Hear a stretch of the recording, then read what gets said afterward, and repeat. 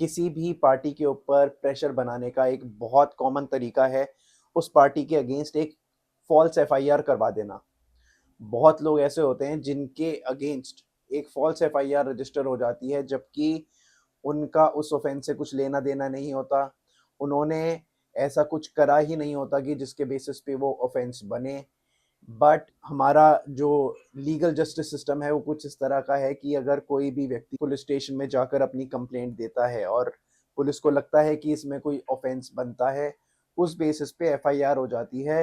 तो अगर आपके अगेंस्ट इस तरह की कोई एफआईआर हो जाती है जो कंप्लीटली फॉल्स, बोगस है, जिसका कोई आधार नहीं है, ऐसी सिचुएशन में आपके पास क्या रेमेडी है? जो सेक्शन 482 है सीआरपीसी का, वो बात करता है inherent powers of the high court.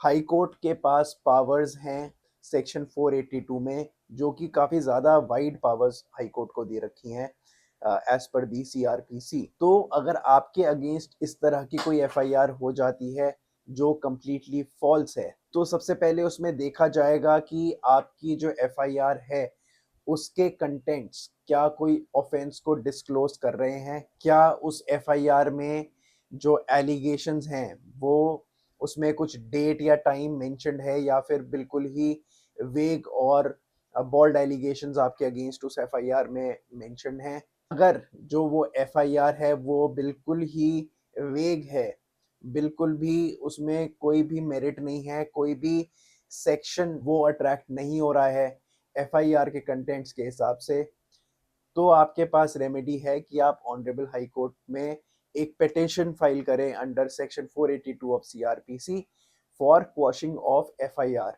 तो आपके सबमिशंस के बेसिस पे, आपकी एफआईआर के कंटेंट्स के बेसिस पे, अगर ऑनरेबल हाई कोर्ट को लगता है कि ये एक फिट केस है एफआईआर को क्वॉश कर देने का, तो आपकी जो एफआईआर है वो क्वॉश हो जाएगी।